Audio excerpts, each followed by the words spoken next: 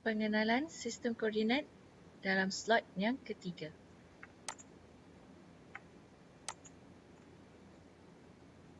Di dalam pengisian slot yang ketiga ini, kita akan melihat apa itu sistem koordinat, jenis-jenis sistem koordinat dan unjuran peta. Apa itu koordinat? Sistem koordinat adalah satu sistem untuk menentukan sesuatu kedudukan titik di atas satah ataupun bidang ataupun ruang. Mengapa koordinat ini penting untuk kita? Maklumat koordinat adalah penting untuk kita supaya maklumat yang kita perolehi dapat dijadikan sebagai panduan dalam kerja-kerja pengukuran ataupun dalam memulakan sesuatu aktiviti.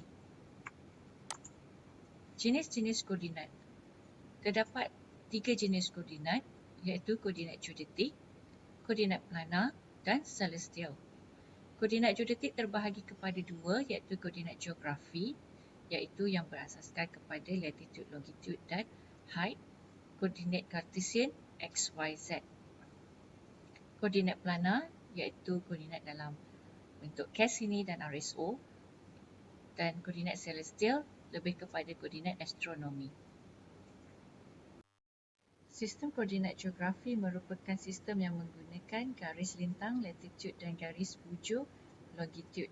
Sistem koordinat geografi ini bertujuan bagi penentuan lokasi asas, umpamanya dalam bidang navigasi dan pengukuran.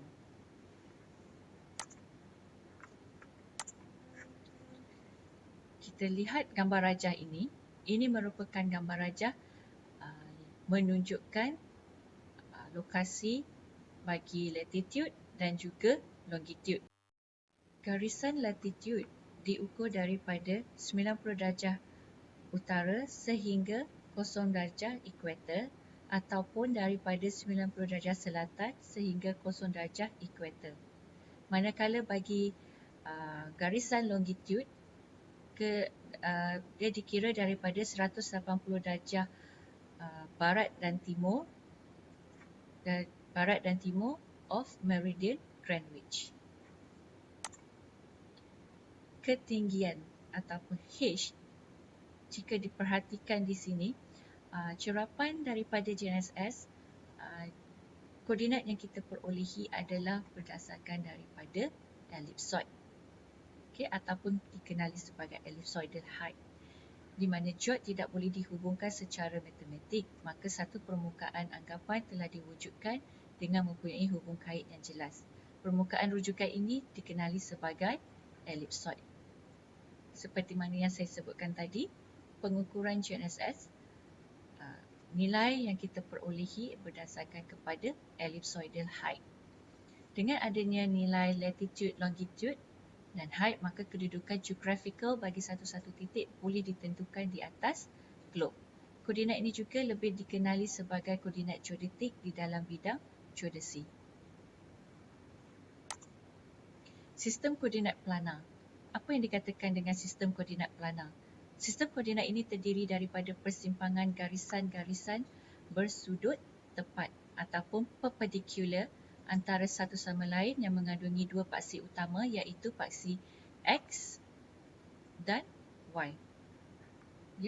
Ataupun dikenali sebagai paksi X adalah timuran ataupun barat, manakala paksi Y, paksi utaraan ataupun selatan. Sebagai contoh pada gambar rajah ini, jika dilihat kedudukan titik A, ia mempunyai koordinat X 20 dan Y 15. Berdasarkan dikira daripada titik origin. Sistem koordinat planar digunakan di dalam peta yang berskala besar. Contoh sistem koordinat planar ini adalah di dalam sistem koordinat RSO bagi peta topografi dan Cassini-Zollner bagi peta kadaster lot tanah.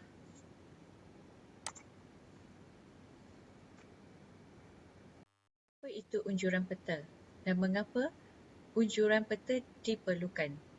Baiklah, saya tunjukkan sedikit contoh yang berada di hadapan saya ini adalah globe.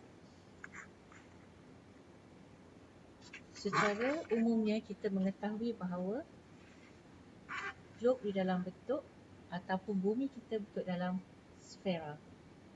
Jadi agak mustahil untuk kita petakan bumi kita yang mempunyai sistem koordinat 3 dimensi ke permukaan rata. Oleh itu, kita memerlukan satu unjuran peta di mana apabila kita membuat sesuatu unjuran peta, ia memberikan gambaran permukaan bumi berbentuk sfera ke permukaan rata, di mana peta adalah di dalam bentuk 2 dimensi.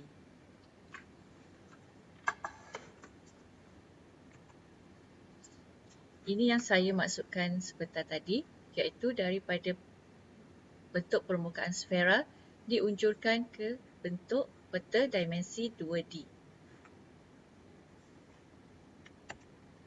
Ciri-ciri atau karakteristik pemilihan unjuran peta, ia perlulah berdasarkan kepada keluasan ataupun equivalent, bentuk conformal atau orthomorphic, skala equidistance dan juga arah yang memberi maksud mempunyai ciri-ciri yang sama luas, sama bentuk dan sama jarak.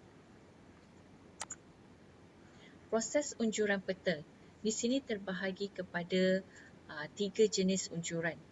Saya tidak menerangkan dengan lebih detail tentang unjuran peta ini kerana kita mempunyai satu kursus yang khusus di dalam sistem koordinat di Malaysia, di mana tuan-puan boleh melayari laman web ISPEC bagi mendaftar khusus sistem koordinat tersebut. Di sini saya terangkan secara general mengenai proses unjuran peta.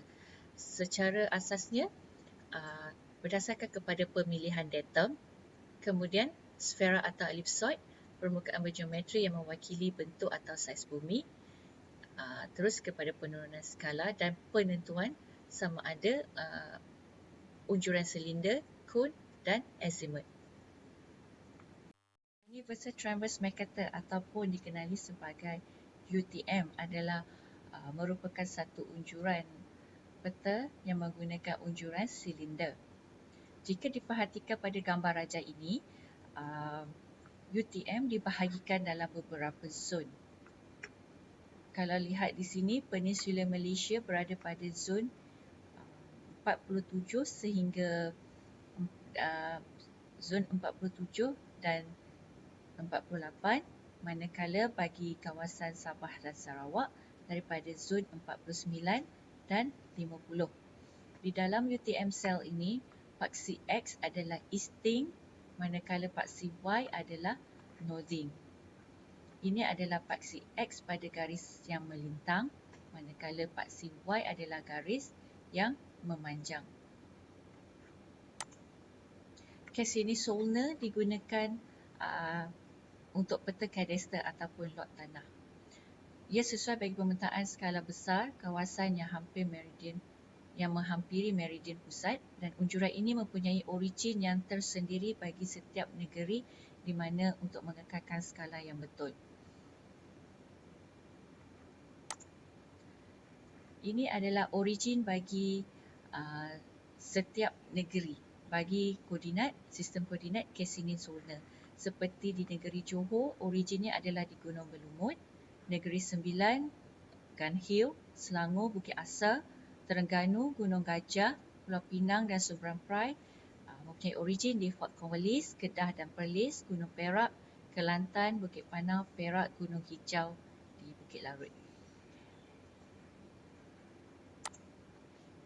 Rectified Skew Orthomorphic adalah unjuran bentuk benar serum ditepati, merupakan satu sistem koordinat nasional yang digunakan di Malaysia, Singapura dan Brunei, dan ia dibina khusus untuk negara yang tertentu, maka kegunaannya adalah terhad bagi kawasan yang berkenaan sahaja.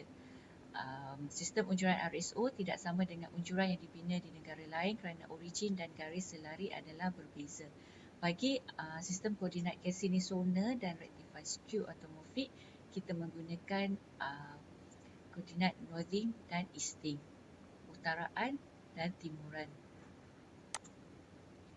Sekian daripada saya dalam slot yang ketiga ini, iaitu sistem koordinat. Sebarang pertanyaan bolehlah anda menghubungi saya. seperti yang tertera di hadapan skrin anda. Sekian, terima kasih.